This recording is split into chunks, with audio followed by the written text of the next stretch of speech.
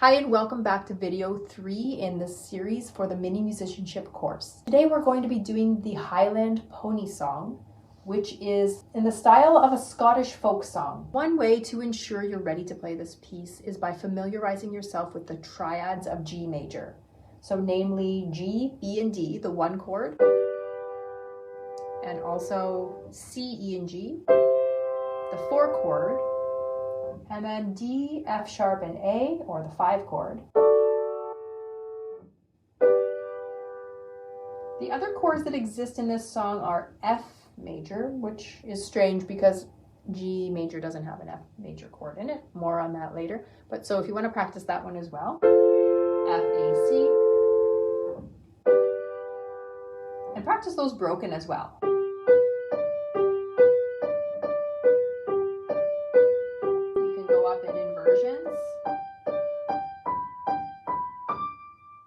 And you can do it in the left hand. I would do it backwards as well.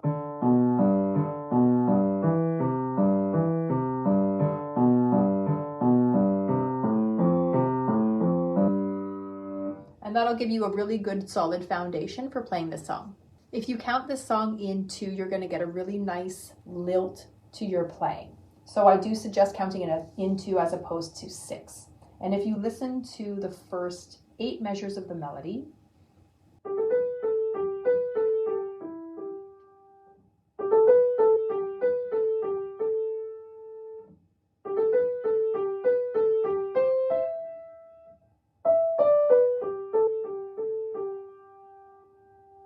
the first 3 parts of that phrase start the same.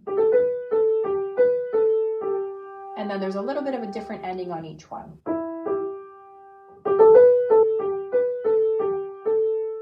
The next one is a bit more of a question.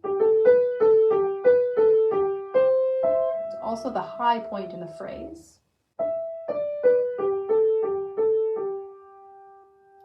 Now, when I say phrase, it really is more of a section. There are 4 phrases there, and they're indicated by the phrase marks. But sometimes I like to think of the music in a longer line, and that way your phrases have more direction.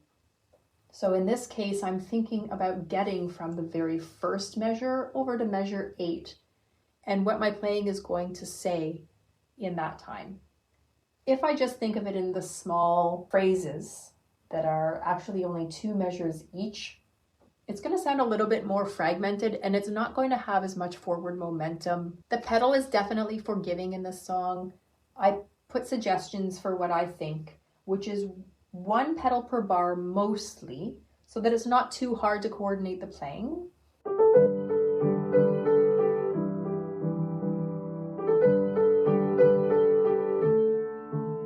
And then, just to change it on beat 1 or the downbeat of each measure, there's just a few spots where I have it held down for a little bit longer. It's up to you. If you want to change it more often, like twice per bar, that would be fine too. The only spot where I would say it's important to have an extra pedal change is where you see the F natural chord, which is measure 17 and then also 26. So if you don't change it there, it will sound a little bit too dissonant. Bit too blurry, so make sure you have 2 pedal changes in that measure and also the second last measure of the piece. The grace notes found in the left hand in measures 10 through 15 are meant to mimic a bagpipe drone. Notes should be played quite quickly.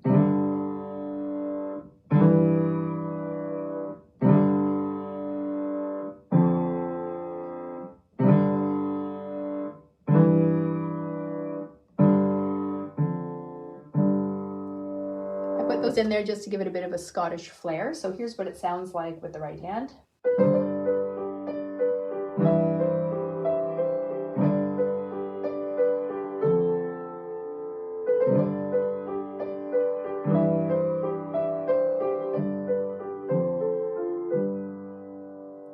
It might take a little bit of practice to coordinate that with the 16th notes of the right hand that come right before it in measure 10 and also 14. So you'll see a few F naturals throughout this piece. That note doesn't belong in the key of G major.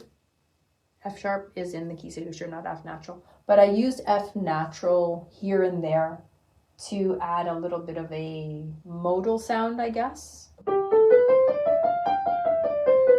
It's the flat 7, so that would be a G Mixolydian scale. It was just for fun.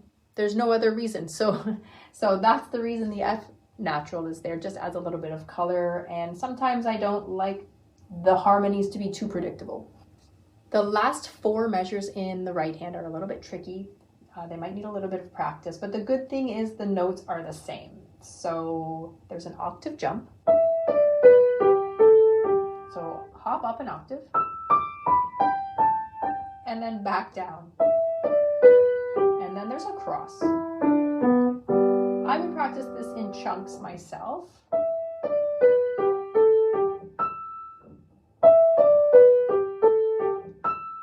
Especially that jump. You can practice just the jump itself, going from G to a high E. And then you can add on the notes before it. And when you consistently hit that high note and you're confident, then you can add on the rest.